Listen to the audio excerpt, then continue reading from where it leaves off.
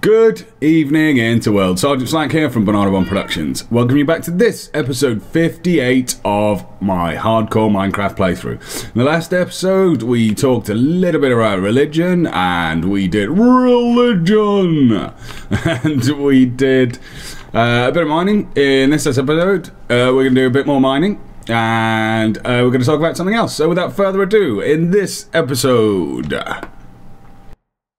all the people were dead, which sucks. Well, not all the people, but the majority of a lot of the people were dead, which is quite a lot of people when you actually think about it. Carry on, carry on. Nothing really matters. There are a lot of conspiracy theorists on the internet. Sergeant Slack's hardcore playthrough. Right, so we are back, we are empty, we have some stuff in these chests, and we're going to put more in. But you know what, I fancy a different...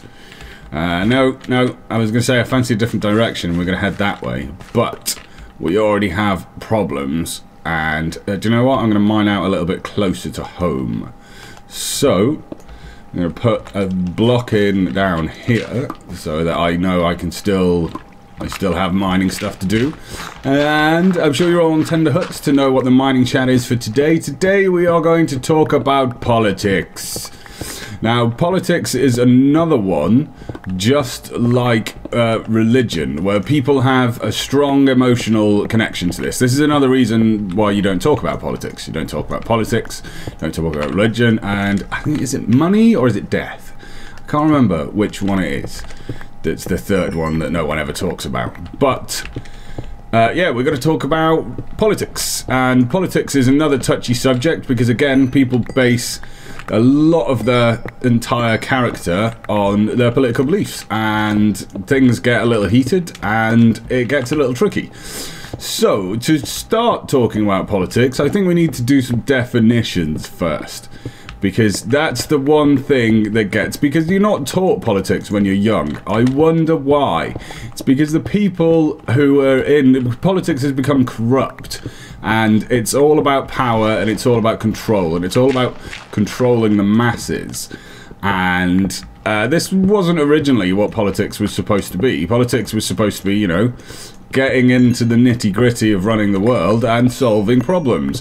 But it quickly became not that.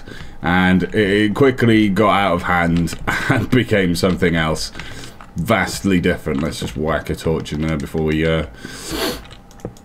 wall ourselves out of it so we don't have spawns in there. And yes, there's a lot of dirty words in politics. So anarchism and communism and all these things, their meanings have been bastardized by the people who use them. Because people always go to anarchy. People are always like, oh, well, we've got to have rules. If we didn't have rules, then everything would be complete anarchy. And it's like, well, yeah, that might not be such a bad thing, you know? If we didn't have rules, people could do what they wanted. Now... anarchy isn't how it's represented in things like Robocop, you know? It's not a bunch of punks running around in the middle of the night doing nefarious deeds.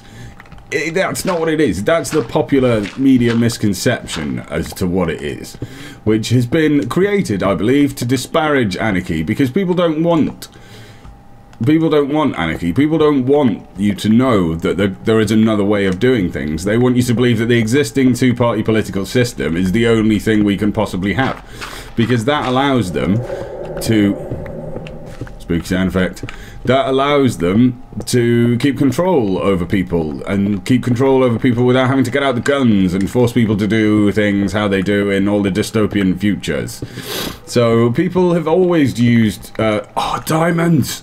People have always used diamonds because they're pretty gosh darn useful. But people have always used politics as a method of control ever since its sort of like first inception. I mean, that's kind of what it is. It's a method of control for society. You know, it's called government for a reason, because people govern over other people and tell them what to do, which I think sucks. So, what is anarchism then? Anarchism basically is the belief in personal freedom, and the ultimate belief in personal freedom as if it was the most important thing, which I can see where you're coming from, anarchists. It's just not my personal choice. So anarchism is a far sort of like left wing. You have the left wing, which are more like the lefty liberals, which are more people who think that the people need more control. And then you have the right, which is generally people who think that they know best and that they should be in charge. And that they should get to tell you what to do, how to live your life, down to the fact where we live in a society where you have to pay money. You have to pay money to exist in our society. And this is down to the political climate. And what do I mean when I say you have to pay money to exist in this society? Well, we have things like council tax. And council tax states that if you live on land owned by the government, which we've already talked about, you can't really own things like that. You can't own land. I mean, who owns land? No, it was the enclosure movement where everyone decided that they were going to put up fences and turn all the public land for the common good into private land for private good. And that's wrong. That's wrong and that's bad, and that's led us to where we are today, where we have a system where there isn't public land and common ownership. There isn't areas where you can graze animals and raise food for you and your family, because you've got to pay. You've got to pay for, at the moment in Britain, it's the Tories. So in Britain we have the the two major political parties in our two-party system at the moment are the right and the left. Kind of, they're supposedly diametrically opposed, but there's been a lot of homogenization, which we'll talk about later. So I'm not entirely sure how much this ties in with what's going on with the Democrats and the Republicans over in the States. And other people of the world, I'm terribly sorry, but I know next to nothing about your political systems and parties. But most are... I need wood. I need wood for torches. Most political systems work on this sort of like outdated two-party system that we've got going on now, where you have the Conservatives on the left, or the... No, you don't. I'm just completely wrong there straight away. Where you have the... who do you have on the left? In England, we have Labour. We did have Labour on the left, and we had the Conservatives on the right. So the Conservatives on the right were more the people who look out for business and give tax breaks to the rich. Labour on the left were the people who were supposed to be looking out for the working man. That was the point in unionising everyone, so that we could get on with actually doing some work, making good on the things that we need to make good on, and looking after people a little bit more. May as well dump this stuff off while I'm here. Flint, where do you live? Redstone, you live in there. And extra filth. No. Filth, you can just live in there. Whatever. I need some wood. So you have the Tories or the Conservatives on the right in England, and you have Labour on the left. Although at the moment we currently have the party known as New Labour. And the problem with our current two-party political system is... I've gone past my wood. Are there actually any sticks in there? No, I just put that in because my pickaxe broke. The really, really nice one. You. Let's take you. So, Labour on the left, which is supposed to be the party that looks out for people, you know, and helps us to do things, throw sticks on the floor. Because that's all we do. And Labour is supposed to look out for the working man, and the Tories on the right do more of the tax break. So this applies to America with the Democrats and the Conservatives. You know, the Democrats are more of a left-wing kind of party, and the other ones, the Republicans, are more of your sort of like classic right-wing tax breaks for business types. And... yeah, the problem in the UK, at least, is that there is so little difference between the policies anymore that it makes no difference, you know? I mean, aside from all the lobbying and all that kind of stuff, where, I mean, this is the problem with the political system. is that once again it all boils down to money and who's going to make the most money out of other people's suffering, which is rubbish, to be quite frank. I mean, it's absolutely terrible. Who can make the most money out of exploiting others is a terrible way to run a world, and unfortunately both things have kind of turned up to be that. In the past, when sort of like going back 50 or 60 years, straight after World War II, there was a need for labour, or old labour as we call it now. And that need was the fact that the country was run by a bunch of bumbling old people who'd had it handed down to them by their fathers and who knew nothing about it. And this was the way everything was run back then, because that was the way the world was run. And it wasn't until we had something massive like World War II that completely changed a lot of the way. I mean, you couldn't have businesses that practiced because no one had any money, because it was all rationing and stuff during the war. So the Tories lost a lot of ground on that. They also lost a lot of ground just piling the nation's youth off to go and fight the Nazis, and then not having anything left to make a country out of when that was done, because all the people were dead. Which sucks. Well, not all the people, but the majority of a lot of the people were dead, which is quite a lot of people when you actually think about it. So, aside from the two parties that we have at the moment, what are your alternatives?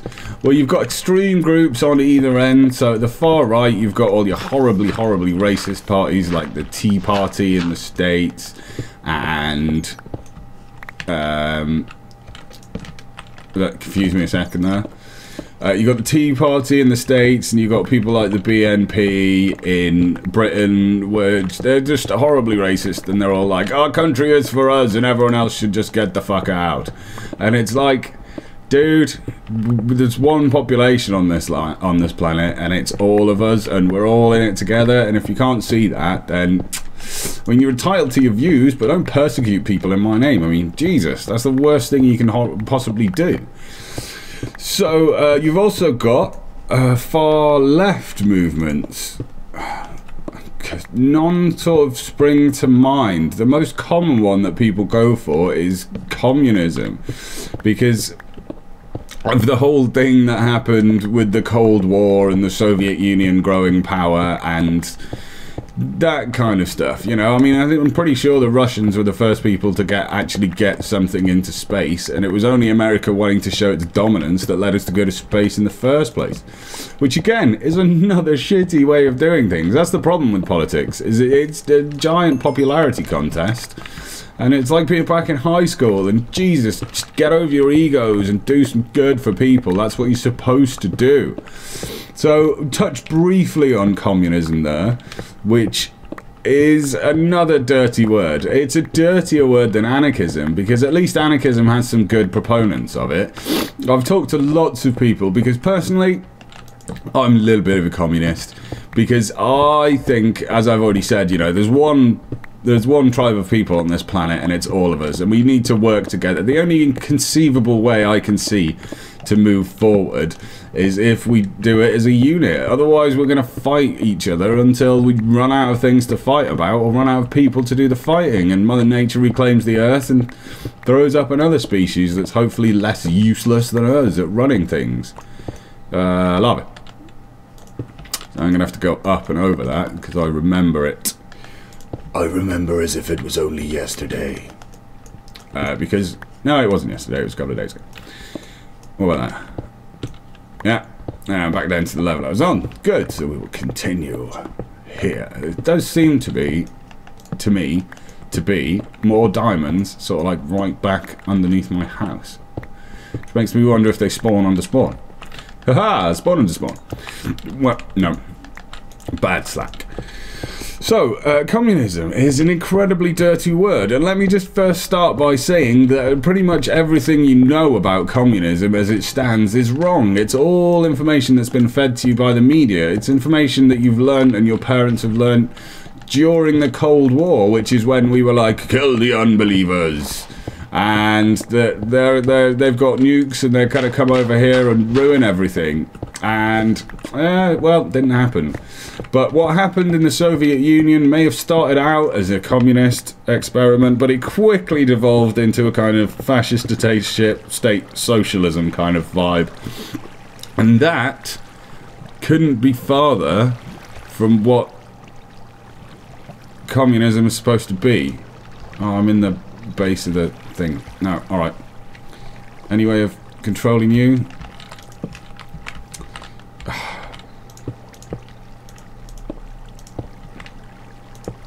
Yes, yes, there is. Like, oh, that's a useful thing. Probably going to get exploderized while I'm here babbling on about politics and not paying attention to what's going to drop down and explode me. So yeah, what happened in the Soviet Union back in the 70s, not communism. Might have started out as communism, but quickly devolved into being one man's power trip. And that's like the opposite. I mean, the word commune, what do you understand of the word commune? It's a group of people living together. And that's all communism should be, really. Communism is... The idea behind communism is a stateless, classless society where everyone's free to pursue their own drives, goals, ambitions, ideas, and do whatever the hell they want. Now, tagged into this, I mean, this is where communism differs from anarchism, anarchism is sort of like extreme personal freedom, to the extent where, not to the extent where you can cause harm and loss to others, because there's sort of two central tenets in the world which I believe should not be broken. Don't cause harm and don't cause loss. And, you know, anarchism isn't just a free ride ticket to go, oh, I want to have a big, like, party, so I'm going to have a party and everyone else can go screw themselves. No. It's all about personal freedom, and communism tags on to that personal freedom that we have responsibilities, and that if we all take responsibility for these responsibilities, then these responsibilities begin to seem negligible, and it's easily done. So the basic idea is that we can all look out for each other, and we don't have to do as much work, which to me sounds awesome. But there's a couple of things holding back communism, and in all that its forms that it's been tried, it's never succeeded to be true communism. So way back in the day, in like the 1900s, when Engels and what's his face wrote the Communist Manifesto, what's his name? I cannot remember his name. I remember Frederick Engels' name. I remember his whole freaking thing. What is it? I've got it. It's here behind me somewhere. Karl freaking Marx. How do you forget Karl freaking Marx when you're talking about communism? That's ridiculous. Like. So the Communist Manifesto that Marx and Engels wrote back in the early 1900s, I think they actually wrote it, no, I think the meeting happened in London, but he actually wrote it at home on a deadline, wrote it in about 2 weeks. Which is why it's not the perfect document, but it does give you the gist as to what communism is all about. And it was largely a backlash to the exploitation of people which occurred because of the enclosure movement. So for those of you who don't know, the enclosure movement was what happened in Britain when they took away all the common owned land. So it used to be in the olden days, in the feudal system, that there was a lord, and he would look out for you, make sure you didn't get killed by raiders and stuff like that. And in return for that, under the feudal system, you would labour. You would labour for this man. You would work in the fields and you would grow food. And you would give the food to the lord, and then the lord would say, oh, well, there you go, you need that much to live and feed yourselves, and I'm going to take this much and have a big banquet for all my French friends that come over every now and again and bring sugar with them. So that was how things worked under the feudal system. But after that, people were like, wait a minute, I think we should change this stuff here, because if we change it so that we own everything, then people have to work for us, and we don't even have to give them food anymore. We can just give them this new money thing that's popped up everywhere with the banks that we've just invented, and we can make people work for less money than it would cost us to feed them. And people love this idea, and it was not good. And it became the basis of how we entirely live our lives nowadays. And it sucks. It sucks ass big time.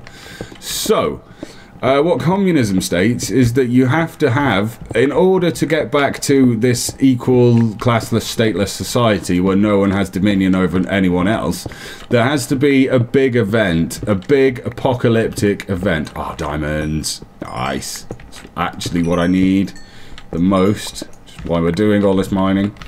So, to get back to this... to put everyone back onto a level, you have to have this big apocalyptic event which tears down our current society. And now this is the bit about communism where people go nuts. This and the public ownership of things. Because people think that when communists say, after we've had this big event which takes us all back down to zero and all back down to equal, that there will be no private land. So people think that we're all going to have to live in dorms like with other people and it's going to be horrible and those kind of things are going to happen. But that's not what it means. All it is, it's the redistribution of land away from people who are speculating, who are land hogging, who have like more than enough land to sustain people. Because I mean, this is the situation we have at the moment, is we have...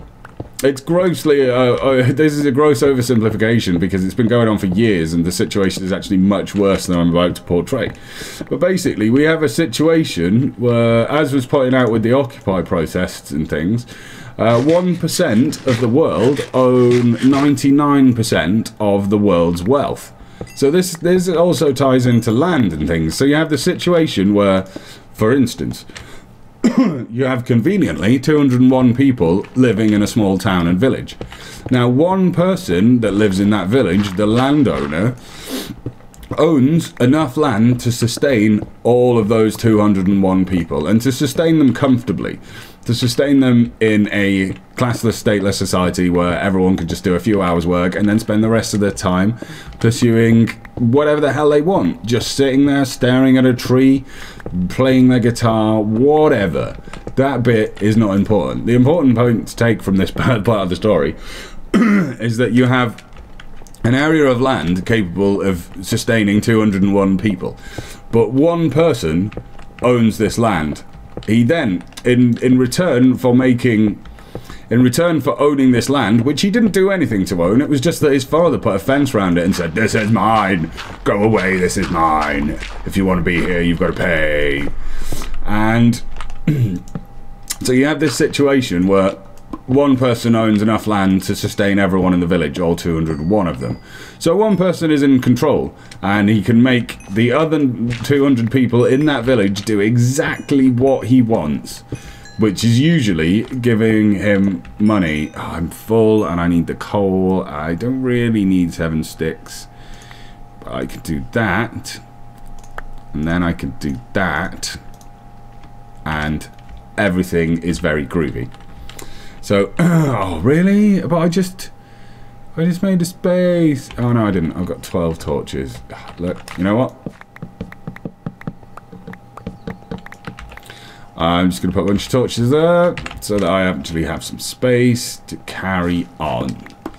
Carry on, carry on. Nothing really matters.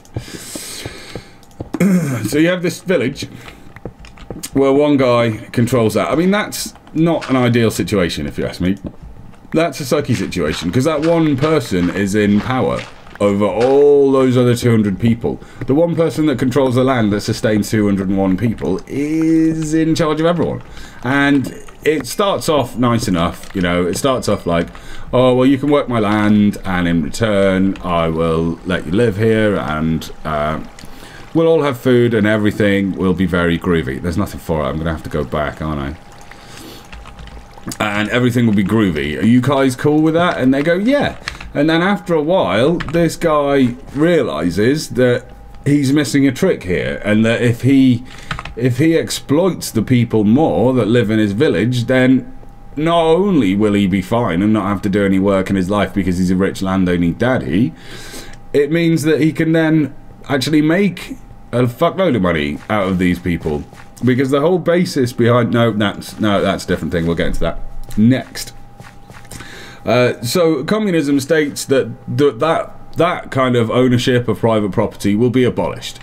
That will not happen. Everyone's still going to have their land, but instead look at the village again from a communist perspective. You now have 201 people in this village, which is capable of sustaining 201 people, but everyone has their own plot of land.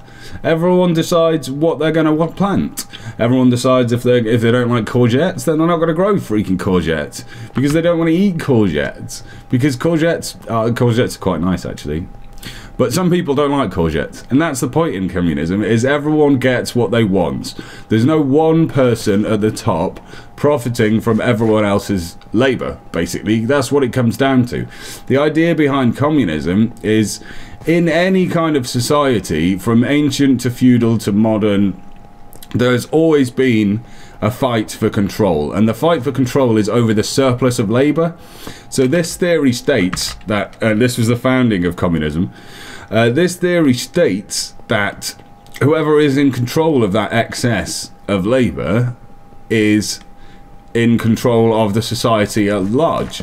So what do I mean by this excess of labour?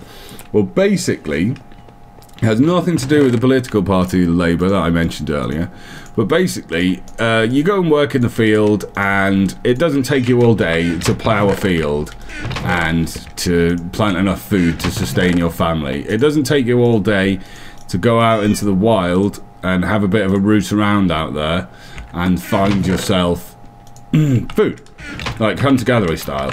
It doesn't take all day to do those things. People nowadays would want you to think that, because current intensive farming methods do require a hell of a lot of work, and yeah, different issues. Like, stay on topic. So what happens to the surplus of labour at the moment under capitalism? Because capitalism works by one person at the top exploiting this surplus of labour. So remember earlier I said whoever's in control of the surplus of labour is in ultimate control. Well, in capitalism, that's one dude. That's the 1% that have 99% of the world's wealth. Because they sit at the top. Because when you go out and do your day's work, you're paid enough to just about survive. This is how modern politics works. They balance it so that you can just about survive. They want people to pay you enough so that you can pay your tax. Because without the tax, the political system falls on its arse, and they can't go and invade other countries in your name, which sucks. So the surplus of labour in capitalism is controlled by one person. It's a very exploitative relationship up at the top. You have that one person that controls all the land in the village and tells all the people what they can and cannot do with their land.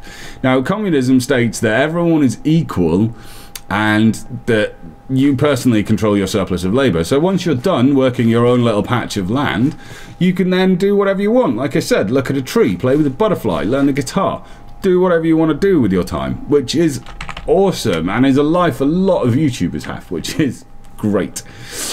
So yeah, capitalism we touched on briefly there, which is again dealing with the surplus of labour. The surplus of labour, ooh, there we go, I need these.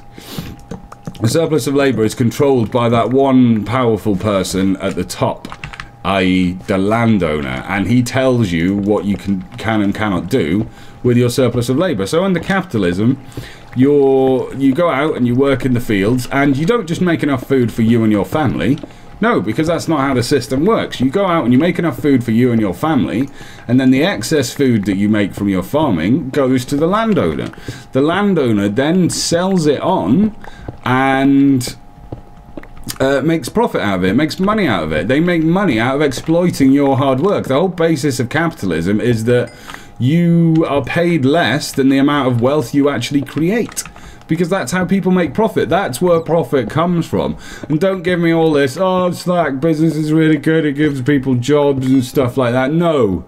No, no, no. Screw off. That's wrong. Everything about our world, which is why I have such problems with it, almost everything about our world is designed to exploit people, and it's designed to exploit people for the good of, like, can I reach that? No. Yes. It's designed to exploit people for the good of the people at the top. The people who don't need any freaking help. The Rockefellers of this world. The people who are... it's so sunny, I can't see my screen. The people who are so insanely rich that it just makes me mad. The whole world is structured around propping up that person at the top. Propping up the person with the wealth, with the money, with the power. And it sucks. That's what is so beautiful about communism, is that it's for the good of everyone. It's not one person benefiting more than everyone else. Everyone benefits together, which is something we kind of touched on in one of our other videos. I was talking about the concept of bringing people down to other people's levels and elevating other people to certain other people's levels. So that's kind of a bit of a rangy sort of statement. So I'm going to come up with an example to clarify this. There we go. Nice. So what am I clarifying? I've completely forgotten what I'm supposed to be clarifying. So we'll just do some mining. We were talking about exploitation and people at the top. I have no clue. No clue what I was about to qualify. Oh yeah, yeah. I remember now. So, at the moment, we live in a society where media is used to control. In the olden days, religion was enough to control the people, because you told people, be good, or you'll go to hell, and that was enough to control people. But that doesn't really happen anymore. So then people invented politics, which does still work, very much so, but now politics... But then you had the whole stuff with the church and the state back in the olden days, in the medieval times, and that was a struggle for power. And it's still going on today. It's just religion isn't one of the major players anymore. Media is. And so there's a fight for power between the media and between the politicians. And the thing is, the media are run by the politicians, and they're run by the politicians' friends. So there's no struggle for power there. They just use themselves to prop each other up. That's why you never see the truth on the news. That's why you only ever see the sort of like media, the politician-approved version of what happened, rather than what actually happened. I mean, there's a hell of a lot of stuff. If you're a young person and you don't know much about politics, about what's going on in the world, about those kind of things, just a great example of this is look at your media. Look at the media on your news reports, and then go online and Google it and see if there's any differences. And you might say, Slack, no, that's not really fair, because what you see on the news today is true, and all the stuff you read on the internet is tinfoil hatters and conspiracy theorists. And yes, there are a lot of conspiracy theorists on the internet, especially because it gives a great anonymous way for people to share their ideas without fear about getting arrested for talking out of turn. So, being able to avoid the threat of violence through anonymity on the internet is a great thing, and it's one of the things that the internet has done really well. I mean, all the stuff like out in the Middle East with women's rights and persecution of free speech that's been handled on Twitter and Facebook and all that kind of stuff, grand. Absolutely freaking awesome. That is what the internet should be used for. Don't get me wrong, I like looking at little pictures of cute kittens the same as the next person, but we could do something serious with it in between looking at pictures of kittens. Do you know what I mean? And yeah, one of those things is the internet is a force for political good, because it gives people a way to get the truth out of there. To get the truth out and out into the world at large. But I think we've strayed off topic here slightly, haven't we? We're now sort of talking about the media. So let's wrap up politics, and I'll let you people get back to whatever it is that you were doing before I bent your ear about politics and got a little bit off topic. Haha. That's going to happen, guys. That is going to happen. So, politics. Once again, my problem with politics is that it's horrible. It's just a way of one man seeking to control his fellow man. And the problem is this, like the problem is with most things in this world, is that it all boils down to money.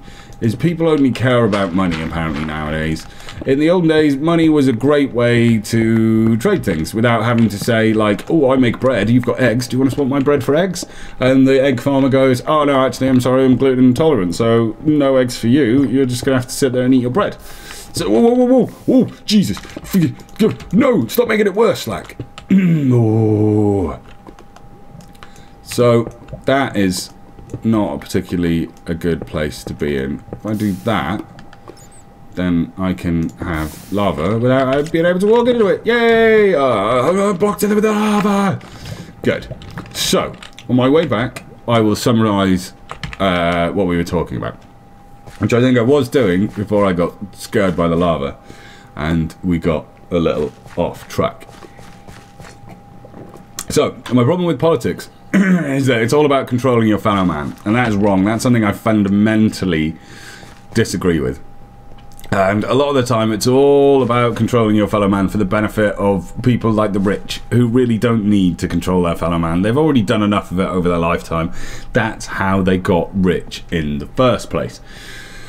But it's like I was talking about with the paddling in one of the other mining chats that we did, I think it was about copyright somehow, is that it happens, I mean, you get the situation where people are like, oh, well, my parents are rich, and they didn't exploit everyone to get where they were. Sorry, if they have money, there was, at some point, they were involved in the exploitation of some other people at some other level, because that's how we make money in our current society, unless in the rare occasion that they're some kind of artist slash creative force and that they actually create things and that's how they've made the money. But there isn't very much money in that, so it's incredibly unlikely. The nasty thing about money is that there is exploitation attached to it at almost every stage, and that's all you really need to do to fix politics. Is people are in politics for the wrong reason. People are in politics for the money and the power, and that shouldn't be what politics is about. Politics should be about looking out for your fellow man, looking after society at large, and making sure we all move forward as one glorious whole, which is the only way we're actually going to progress anywhere. No one man is an island, which can be taken a lot of different ways, but one way to take it is that on your own, you can't do as much as you can with people. I mean, I'm fairly self-sufficient. If the world ended tomorrow, I could carry on with my life virtually unchanged, apart from the side of things that requires, I could even build a generator if I had to, do you know what I mean? But the side of things that I couldn't do is things that require lots of people working together. This is our strength as humanity, is that we can share what we've learned in our lifetime with our offspring, and our offspring can learn that and then benefit and then share and then move further forward as things happen. And we don't need to have the situation where everyone learns everything for themselves the first time around like some other animals do, because we can write things down and we can share them and we can progress, but we don't. We forget all that, and then we just exploit people over and over again, keep people dumbed down, and all in a quest for money. Money's become a be-all and end-all, which is a horrible way of doing things. So, very quickly, how do you fix politics, Slack? How do you change the world for the better? It's very simple, like it is with most other things, is you take the money out of politics. If people didn't get money and power through politics, they wouldn't be in it. They would be off doing something else cockish and seeking to ruin our lives in some other way.